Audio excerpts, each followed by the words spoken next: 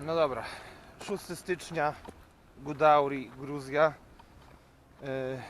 Jestem tutaj dokładnie od 1 stycznia, ponieważ Sylwestra spędziłem w samolocie dokładnie o godzinie 12. Leciałem nad Rumunią. No i cóż, jestem w Gudauri. Przyjechałem tutaj na sezon prawie cały narciarski. Oczywiście, aby pracować jako instruktor. No ale początek póki co jest fatalny.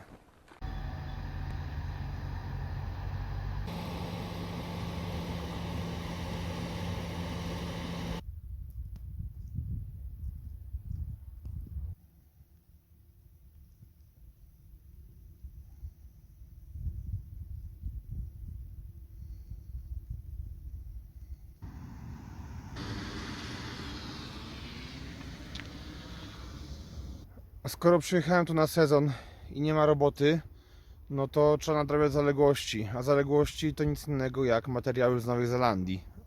Jest ich jeszcze trochę. Ja troszkę jestem do tyłu z tymi materiałami.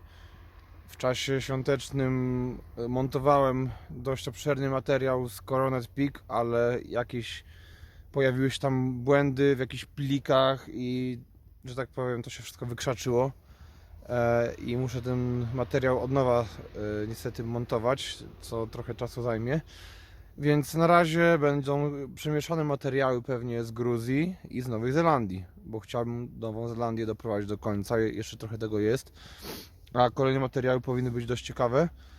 Natomiast tutaj na bieżąco myślę, że będzie można nagrywać normalnie i publikować. Także tutaj jest jakiś kolejny pensjonat. Tych pensjonatów tutaj jest dość sporo. Znaczy, nie do końca można to chyba nazwać pensjonatem, bardziej są to po prostu takie budynki mieszkalne, coś ala jakieś apartamentowce, w których ludzie mają swoje apartamenty, które wynajmują. I można by było pomyśleć, że Gruzja powinna być tania, ale tak nie jest. Znaczy, doprecyzowując, w niektórych aspektach Gruzja jest tania, a w niektórych jest bardzo droga. W jakich aspektach Gruzja jest bardzo droga? Na przykład tutaj jest jakaś siłownia, która wygląda dokładnie tak.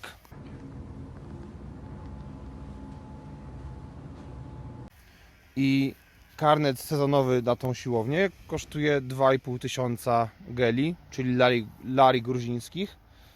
A 2,5 tysiąca lari gruzińskich to jakieś 4000 złotych na siłownię za 3 miesiące. Taką siłownię. To chyba komuś też się pomyliło. Miesięczny karnet kosztuje tyle. Oj, stromo. Dobra, żyję. Oczywiście próbowałem sobie drogę skrócić, bo idę teraz do marketu. Mam market Spar obok siebie, ale są średnio zaopatrzony. Natomiast idę w dół do samego Gudauri, ponieważ ja mieszkam w czymś, co się nazywa New Gudauri, Nowe Gudauri. Ja schodzę teraz w dół jakieś 40 minut spaceru po to, żeby pójść do sklepu z większym asortymentem. Mam tego czasu dość dużo, więc to nie jest żaden problem dla mnie, jak nie pracuję. Natomiast co do cen, to bardzo tanio wychodzi w nas w Gruzji transport publiczny. To jest naprawdę tania rzecz. To jest kasownik z językiem gruzińskim. Koszt 1 lar, czyli taki złoty 50. Co trzeba przyznać, jest śmieszną kwotą. Podobnie jest z marszrutkami, czyli tymi busami. Koszt busa to 10 lari na odcinku Gudauri-Tbilisi, w drugą stronę również, czyli jakieś 16 zł. No naprawdę śmieszne te koszty są tego transportu publicznego.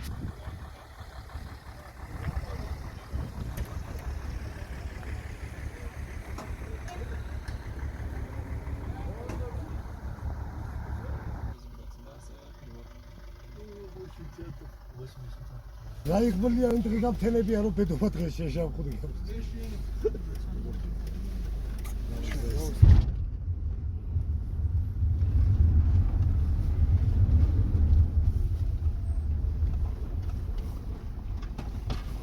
Tak jest.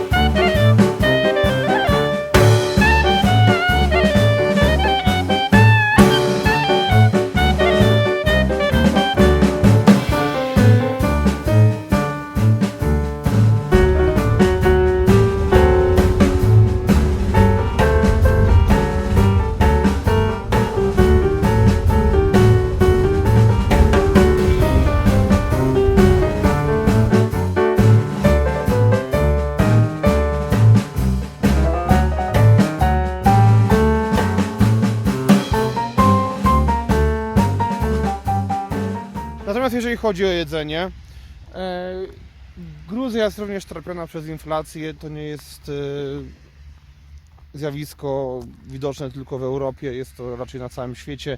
Może poza Japonią, widziałem, że w Japonii jest 2% inflacji. Natomiast w Gruzji też jest inflacja, nie wiem ile ona wynosi, natomiast ludzie narzekają, że jest trochę drożej. Gdzieś tam czytałem po różnych forach polskich, że jest drożej teraz w tym roku.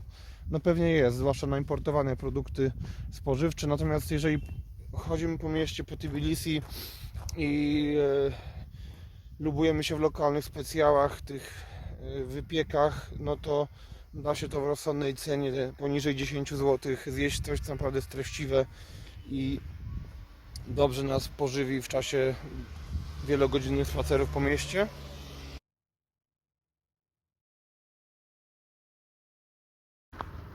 Ceny skipasu są atrakcyjne, dlatego że sezonowy skipas kosztuje 600 lari, czyli jakieś 1000 zł. To nie jest dużo, w moim przekonaniu. Więc te ceny są mocno zróżnicowane w zależności od produktu. Ja mam wrażenie, że Gruzini trochę tak cwaniaczą po prostu i na niektórych usługach czy na niektórych rzeczach próbują nałożyć bardzo dużą marżę, myśląc, że turyści będą płacić za te rzeczy. Może mają rację, może będą, nie wiem, ale ta cena za siłownię na przykład wydaje się totalnie abstrakcyjna. A jeżeli chodzi o wynajem, no to wynająłem wraz z Amerykaninem i Australijczykiem studio 30-metrowe. Jest tam ciasno, ale zależało nam na ekonomii i całość kosztowała $3500 za sezon, licząc od grudnia. Natomiast te miesiące najbardziej oblegane wysokiego sezonu, czyli styczeń i luty, no tutaj kosztuje nas to po $1000, co bym powiedział, że jest ceną wysoką. Dzielimy to na 3, jakoś tam to idzie, ale uważam, że to jest bardzo wysoka cena za warunki, które dostajemy, bo żyjemy na 30 metrach.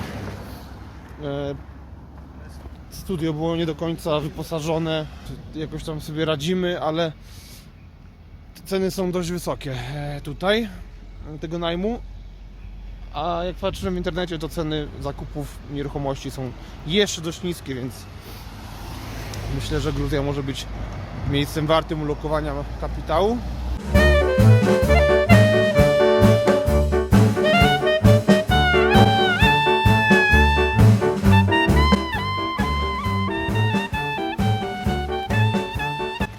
Góry ładne, ale co z tego, jak zaśmiecone, wszędzie śmieci.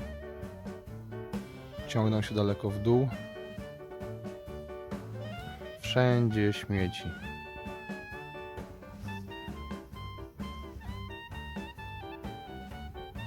No nieładnie.